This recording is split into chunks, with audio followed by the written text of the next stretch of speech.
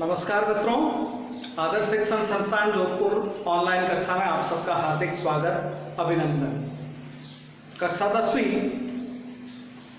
विषय हिंदी, कालांश 1, अध्याय संख्या 4, प्रकरण देव, भाग संख्या 1।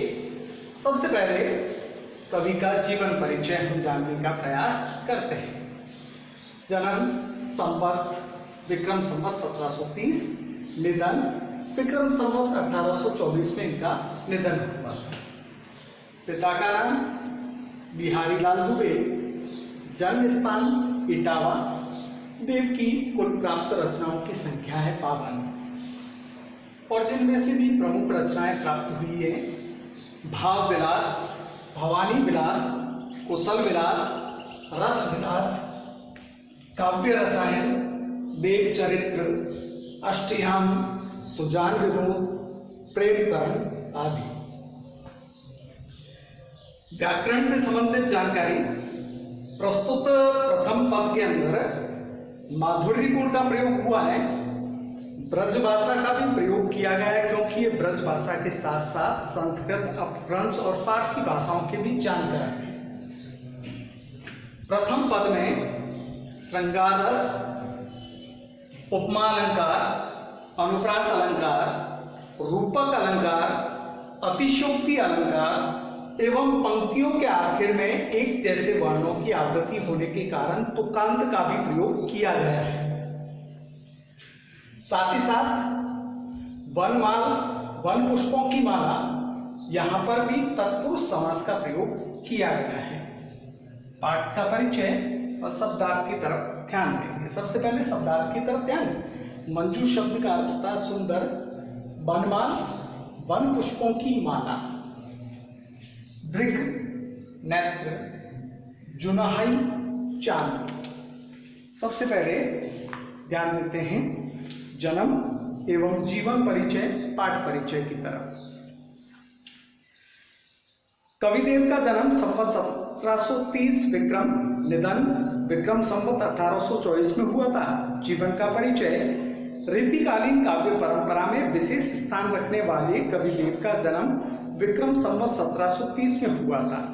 इनके ग्रंथों से ज्ञात होता है कि ये इटावा के रहने वाले थे। इस संबंध में एक उक्ति अर्थात एक वाक्य प्रचलित है। ध्योसरिया कविदेव को नगर इटावो वास, अर्थात प्रभाव रहा कविदेव का, इनका निवास स्थान इटावा था। इनके पिता का नाम कुछ विद्वान बिहारी लाल दुबे मानते हैं। इनके वंशज वर्तमान में इटावा और कुसमरा में रहते हैं। देव की रचनाओं की संख्या 52 कही जाती है, किंतु इनकी प्रमुख और प्राप्त रचनाओं में भाव विलास, भवानी विलास, कुशल विलास, रस विलास, काव्य रसायन, देव चरित्र, अष्टयाम, सुजान विनोद, प्रेम तरंग आदि प्रमुख हैं। देव ने भी केशव, जो हिंदी महाकाव्य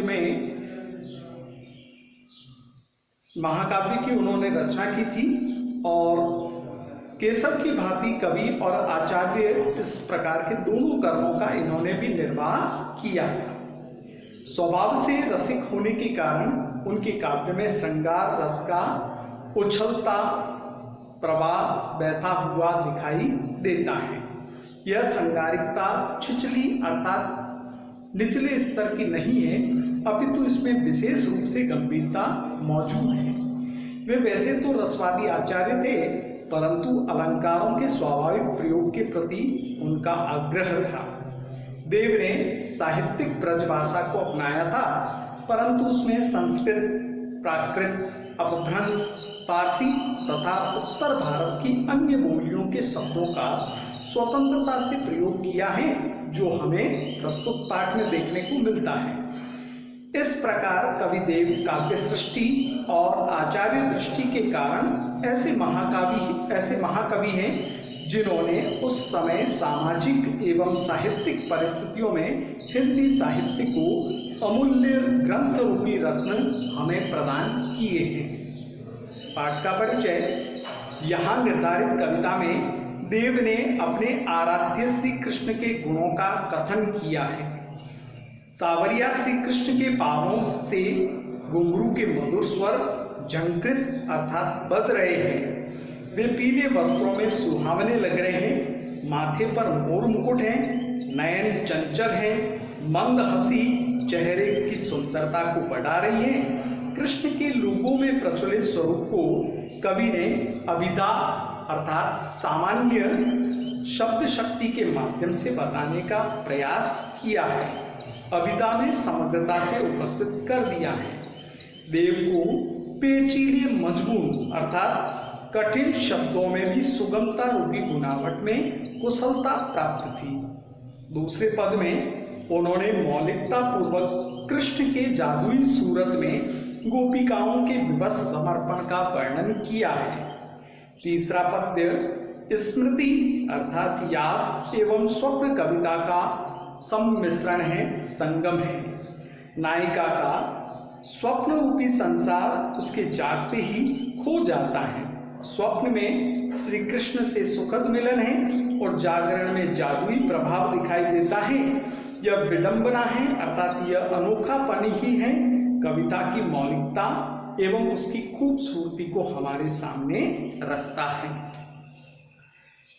प्रथम पद पायनी नुपुर मंजू बजे कटि किंकिन के धुन की मधुराई। सांवरे अंग लसे पतपीठ हिये फुल से बनमाल सुहाई। माथे किरीट बड़े मृग चंचल मंद हसी मुखचंद जुनहाई। जय जग मंदिर दीपक सुंदर श्री ब्रज दूल्ह देव सहाय। प्रस्तुत प्रथम पद प्रथम पंक्ति की भावार्थ की तरफ हम सबका ध्यान। प्रस्तुत पद में श्री कृष्ण के रूप सौंदर्य का वर्णन किया गया है। श्री कृष्ण के पैरों में घुंघरू सुंदरता पूर्वक बजते हैं। कमर में बांधा जाने वाला कमरबंद जिसको कंदोड़ा कहा जाता है, उसके धुन में भी मधुरता सुनाई देती है। श्री कृष्ण सांवले अंग वाले हैं और पीले वस्त्र उनकी शारीरिक सुंदरता को और भी बढ़ा देते हैं।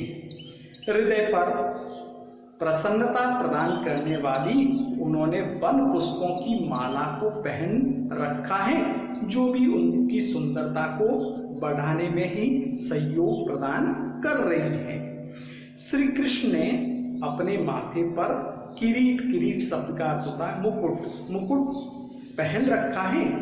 उनके दोनों नेत्र बड़े हैं और वे चंचल हैं। जब श्री कृष्ण मंद मंद मुस्कुराते हैं अर्थात थोड़ा थोड़ा मुस्कुराते हैं तो उस समय उनके जो दांत दिखाई देते हैं वे इस प्रकार प्रतीत होते हैं जिस प्रकार चंद्रमा की किरणें अपने प्रकाश को मंद गति से प्रकाशित करती हैं।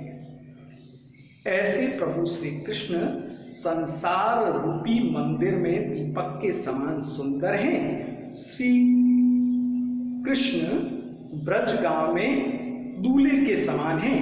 कवि देव ने श्री कृष्ण की रूप सौंदर्य का इस प्रकार से वर्णन किया है। अगर हम व्याकरणिक दृष्टिकोण से चलते हैं तो प्रथम पद के अंदर माधुर्य गुण का प्रयोग किया गया है अर्थात इसके अंदर मधुरता को बताया गया है। श्रृंगार रस अर्थात श्री कृष्ण के रूप सौंदर्य का मिलन, रूप सौंदर्य का वर्णन किया गया है और इसमें संयोग पक्ष के बारे में बताया गया अर्थात मिलन और प्रसन्नता की ही अनुभूति यहाँ पर प्रकट हो रही है। अगर अलंकारिक दृष्टिकोण से इसको देखा जाए तो प्रथम पंक्ति के अंदर कटि किंकिनी शब्द में क वर्ण की आवृत्ति क्रमशः 3 बार होने के कारण यहाँ पर अनुप्रास अलंकार का प्रयोग किया गया है। दूसरी पंक्ति के अंदर वनमाल सुहाई, वनमाल वन पुष्पों की माला, तत्पुरुष समास के अंतर्गत का केकी का प्रयोग किया जाता है। वहां पर संबंध तत्पुरुष का प्रयोग होता है। और अगर प्रथम और द्वितीय पंक्ति को अंतिम शब्दों के माध्यम से देखा जाए तो मधुराई और सुहाई शब्द में क्रमशः ई वर्ण की आवृत्ति होने के कारण यहाँ तुकांत भी होता है और अनुप्रास अलंकार के दृष्टिकोण से आखिर में जब इस प्रकार से मिलते हैं तो इसको अंत्यानुप्रास अलंकार भी कहा जाता है। तीसरी पंक्ति के अंदर श्री कृष्ण के बारे में बताया गया है कि जब वे हंसते हैं तो उनके मुख रूपी चंद्रमा से दंत पंक्तियों की जो चमक है वह चंद्र किरणों के समान दिखाई देती है। यहाँ पर अतिशयोक्ति अलंकार का प्रयोग किया गया है। अतिशयोक्ति अलंकार उसे कहते हैं जहाँ बात को बहुत अधिक बढ़ाकर प्रकट किया जाता है, वहां पर अतिशयोक्ति अलंकार का प्रयोग किया जाता है। और जय जग मंदिर दीपक सुंदर अर्थात श्री कृष्ण की जय हो, वे संसार रूपी अर्थात जहां पर उपमेय पर उपमान का आरोपण कर दिया जाता है अर्थात उपमेय को ही उपमान मान लिया जाता है, उसे रूपक अलंकार कहते हैं। इसके वाचक शब्दों में रूपी शब्द का प्रयोग किया जाता है अर्थात एक वस्तु के ऊपर दूसरी वस्तु को जबरदस्ती थोप दिया जाता है, उसे रूपक अलंकार कहते हैं। तो संसार रूपी मंदिर में वे दीपक के समान सुंदर है अर्थात इसको रूप भी दे दिया गया है, साथ ही साथ दीपक के समान अर्थात दीपक की भी उपमा दे दी गई है। रूप का अतिशयोक्ति अलंकार उपमा अलंकार का भी प्रस्तुत यहाँ प्रयोग किया गया है। साथ ही साथ श्री कृष्ण को ब्रज का दूल्हा इस प्रकार की भी उपमा दी गई है। कुल मिलाकर प्रथम पद के अंदर श्री कृष्ण के रूप सौंदर्य का वर्णन किया गया है। गृह कार्य की तरफ हम ध्यान देते हैं।